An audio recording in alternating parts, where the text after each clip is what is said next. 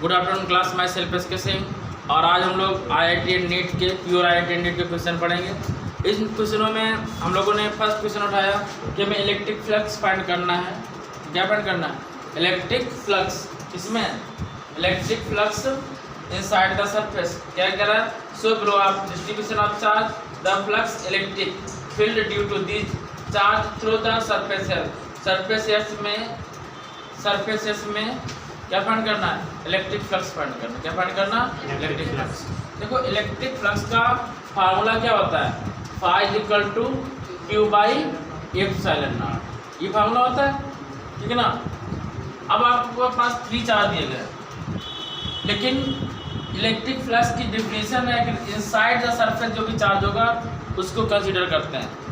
Inside the surface जो भी charge होगा उसको कंसीडर करते हैं। इनसाइड द चार्ज क्या है? क्यू, और प्लस क्यू कितना जाएगा? 2q।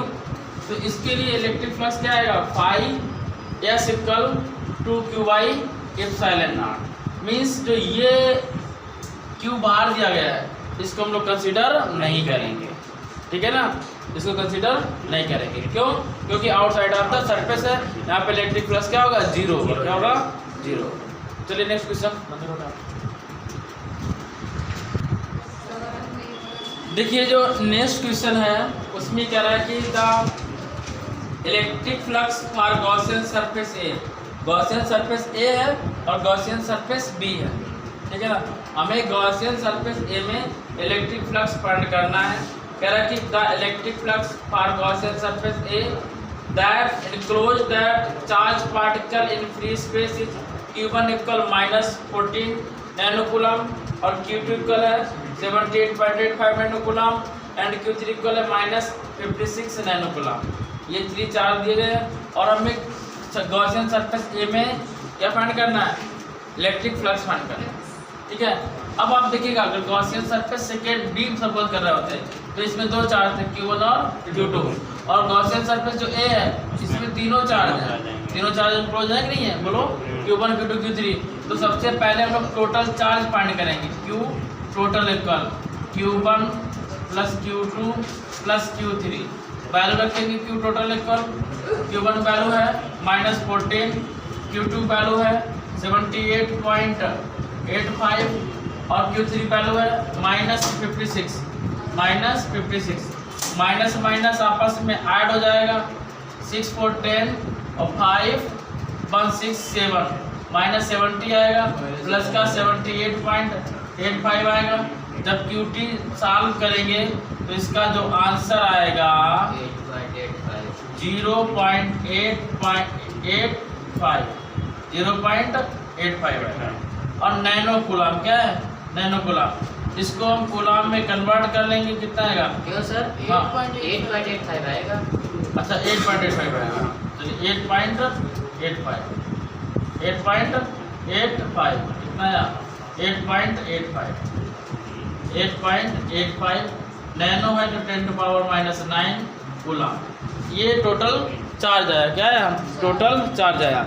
हमें फाइंड करना है इलेक्ट्रिक फ्लक्स। क्या फाइंड करना है? Electric flux. ये जो ऑप्शन लिखे हुए हैं, ये ऑप्शन को हम थोड़ा सा रफ करते हुए, ठीक है ना, ये वैल्यू रफ कर देना, ठीक है ना। और आपको पता है, जान लीजिएगा कि आपका फाई इक्वल क्या होता है? Q total upon epsilon not.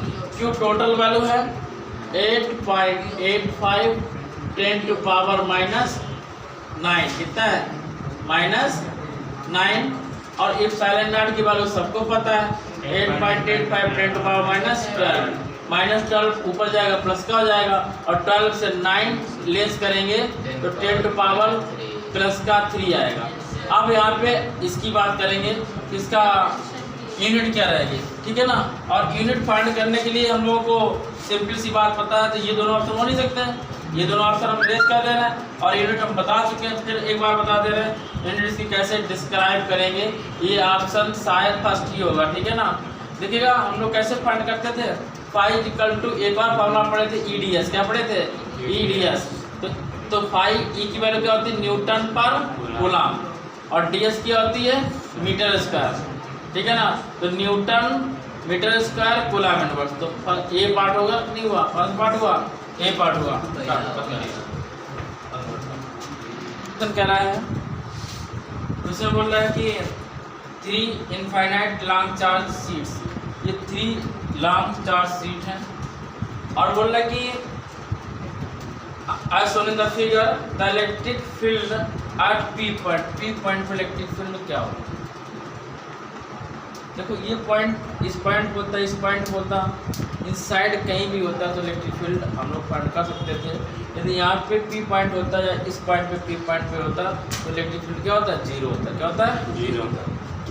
यहाँ पे ये जेड दे रखा है, मीन्स जेड एक्सेस है, जेड एक्सेस पे है, जेड एक्सेस है इसलिए जेड एक्सेस के पे होता है।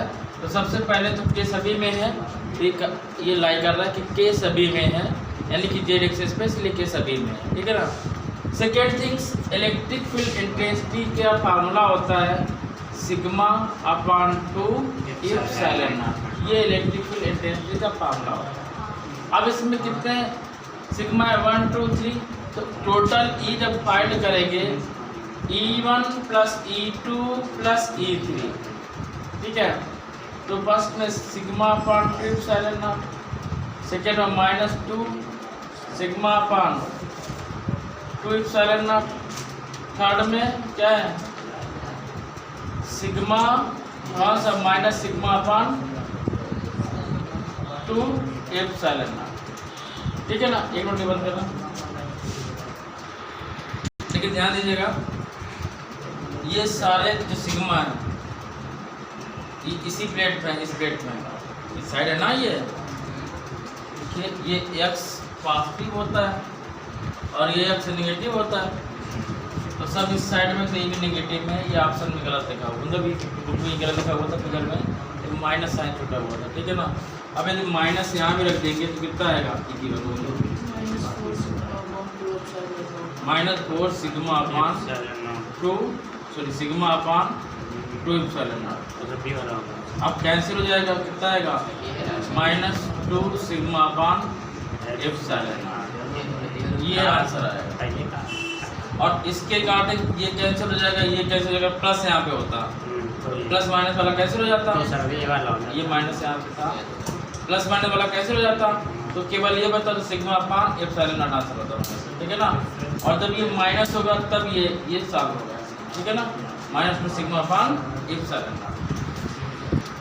जो नेक्स्ट क्वेश्चन है वो आपसे ये कह रहा है कि the figure below the show the electric field lines due to the positive charge the magnitude E A, और ये जो तुमने E B लिखा हुआ है सफिक्स में B वाला, B पॉइंट वाला भी है, ये वाला है E B and E C of the electric field at a point A B C respectively are related to. तो इसमें अब आपको देख के लग रहा है कि इसमें ये पूछ रहा है कि कहाँ पे इलेक्ट्रिक फील्ड इंटेंसिटी ग्रेटर होगी, किस पॉइंट पर। तो हम लोग पता है जब किसी लाइन के लिए इलेक्ट्रिक फील्ड फाइंड करते थे, ध्यान सुनिएगा, जब किसी लाइन के लिए डाइपोल के लिए लाइन के लिए इलेक्ट्रिक फील्ड फाइंड करें तो इलेक्ट्रिक फील्ड ये है, मिडिल में इलेक्ट्रिक फील्ड क्या होती है, जीरो होती है, क्योंकि डिस्टेंस क्या जीरो है, ठीक है ना। और इस पॉइंट पे इलेक्ट्रिक फील्ड ये है, इस पॉइंट पे इलेक्ट्रिक फील्ड क्या है, ई बी है। इस दोनों पे कैसे चार्ज है, पॉजिटिव चार्ज है, मीन्स हम यहाँ से चलना स्टार्ट किए ए पॉइंट से। और इलेक्ट्रिक फील्ड का फार्मूला होता है equal 1/4 pi epsilon naught q by r square. Means यदि हम यहाँ पे ई लेंगे तो आर की वैल्यू मिनिमम होगी, क्या होगी, मिनिमम होगी। जितनी कम आर की वैल्यू होगी उतनी ज़्यादा क्या होगा, इलेक्ट्रिक फील्ड होगा। तो ये क्लियर हुआ कि ए पॉइंट में इलेक्ट्रिक फील्ड सबसे ज़्यादा होगी, इस पे ए पॉइंट पे। और आपको ये पता है कि जो मिड पॉइंट होता है यहाँ पे इलेक्ट्रिक फील्ड सब मिनिमम होती है, क्या होती है, मिनिमम होती है, लेकिन सबसे कम होती है। तो इसी पे सबसे कम है, ठीक है ना। और शेष क्या बचा, बी पॉइंट बचा, तो शेष तो सबसे ग्रेटर इलेक्ट्रिक फील्ड ई ए, फिर ई बी, और लेस किस पे होगा, ई सी पे। फर्स्ट ऑप्शन हो गया।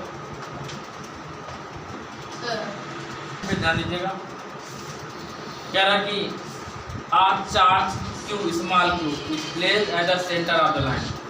एक लाइन है बना लिया और इसके मिडिल में सेंटर पे एक स्मॉल क्यू चार्ज रखा हुआ है, ठीक है ना। इसके बाद बोल रहा है, कह रहा कि आप charge small q place as a centre of the line joining two equal charge q. Two equal charge कितने हैं? क्यू। एक चार्ज कैपिटल क्यू ये है, एक चार्ज कैपिटल क्यू ये है, ये ए पॉइंट प्लेस है और ये बी पॉइंट पे। ये पॉइंट अपनी तरफ से हम लोगों ने ठीक किया। अब ये कह रहा है कि the system of three charge will be equilibrium इक्यू इज इक्वल टू द, यदि system equilibrium means mid point पे क्या हो जा रहा है? इलेक्ट्रिक फील्ड जीरो हो जा रहा है। तो हमें ये फाइंड आउट करवा रहा है स्मॉल क्यू की वैल्यू क्यू के टर्म पे क्या होगी। तो चार ऑप्शन है, -q/2 फर्स्ट ऑप्शन है ए, -q/2 बी ऑप्शन है -q/4 -q/4 सी ऑप्शन है, सी ऑप्शन +q/4 और +q/4 और डी ऑप्शन +q/2। तो ध्यान दीजिएगा, हम लोग बहुत इंटेलिजेंट है, ऐसे आंसर निकालें। पूरी डिस्टेंस हम लोग सपोज कर लिए x, आप डिस्टेंस सपोज करें कितना? x/2, ठीक है ना। तो फर्स्ट हम इलेक्ट्रिक फोर्स फाइंड करेंगे इन दोनों के बीच, ठीक है ना। इलेक्ट्रिक फोर्स फाइंड करेंगे इन दोनों के बीच। सेकेंड इलेक्ट्रिक फोर्स फाइंड करेंगे इन दोनों के बीच में,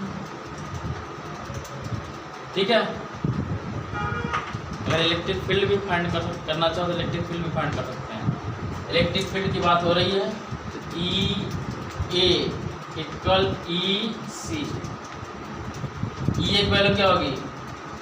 1/4πε0 Q बाई पूरा x का स्क्वायर और इक्वल 1/4πε0 स्मॉल q बाई और x/2 का स्क्वायर। इससे पूरा कैंसिल आउट हो, ठीक है। इसको ले सकते हैं q/x² इक्वल, ये 2 × 4 हो जाएगा, 4 ऊपर पहुंच जाएगा, 4q/x²। ऐसा आएगा नहीं आएगा? 2 × 4 होगा, ये 4 कहाँ पहुंचेगा? ऊपर पहुंचेगा। x² से x² कैंसिल आउट हुआ। हमें वैल्यू फाइंड करनी है स्मॉल क्यू की। किसकी वैल्यू फाइंड करनी है? स्मॉल क्यू की। स्मॉल क्यू की वैल्यू क्या आएगी? q/4 क्या आएगी? q/4। स्मॉल क्यू की वैल्यू क्या आएगी? q/4। एक चीज़ और ध्यान देंगे जो कि इसमें नहीं दिखाया गया है, इसकी वैल्यू आएगी -q/4। अब माइनस क्यों आएगा इसकी बात भी समझेंगे। अभी हम लोग क्वेश्चन सॉल्व करेंगे। इसमें ये नहीं कहा गया कि +q है कि -q, कह रहा है कि दो इक्वल चार्ज क्यों दिए गए हैं, क्या दिए गए? क्यों। और यदि ये मिडिल में इक्विलिब्रियम हो रहा है, इसमें मिड पॉइंट पे इक्विलिब्रियम हो रहा है, तो चार्ज क्या होंगे? माइनस में होंगे। यदि कहीं इक्विलिब्रियम हो रहा है आउटसाइड, देखो कैसे, जैसे कोई दो बॉयज है, ध्यान समझिएगा, दो बॉयज हैं, दोनों इक्वल वेट के हैं, ऐसे रखा, तो ये कहाँ पे इक्विलिब्रियम होगा? मिड पॉइंट पे इक्विलिब्रियम होगा। अगर एक बच्चा क्या है? हैवी है, और एक बच्चा कैसा है? मतलब कम वेट का है, तो वो ऐसे बैठेगा। जो हैवी वाला होगा वो कहाँ बैठेगा? पास में बैठेगा। कहाँ बैठेगा? पास में बैठेगा। जो हल्का वाला होगा दूर बैठेगा। तो यदि ये दोनों पॉजिटिव चार्ज लिया जाएगा तो ये इस दोनों के फील्ड के बाहर निकल जाता है इक्विलिब्रियम, ठीक है ना। और वो मिड पॉइंट बोल दिया गया तो ऑब्वियसली सी बात हो गई, जो कैपिटल क्यू चार्ज होगा कैसा होगा? नेगेटिव होगा। कैसा होगा? नेगेटिव होगा। इसलिए इसे ना चाहते हुए भी हमें -q/4 नोट करना पड़ेगा। कितना? -q/4। बच्चा आज के लिए बस इतना ही। मिलते हैं नेक्स्ट डे ऐसे ही अच्छे क्वेश्चनों के साथ में। तब तक के लिए सभी को जय हिंद।